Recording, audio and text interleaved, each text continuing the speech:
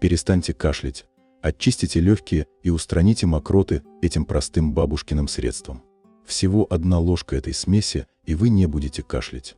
В этой смеси есть фолиевая кислота, что поможет подавить воспаление и облегчить раздраженное горло. А готовится это натуральное витаминное лекарство очень быстро, всего 2 минуты. Итак, возьмите 1 среднюю головку чеснока, очистите его, нарежьте небольшими кусочками и положите в банку. Дальше хорошо моем 1 лимон, мелко нарезаем его вместе с кожурой и добавляем в банку к чесноку. Заправляем все это 100 граммами меда и перемешиваем. Выдерживаем смесь в течение суток для экстракции при комнатной температуре. После этого готовую смесь хранят под плотно закрытой крышкой в холодильнике.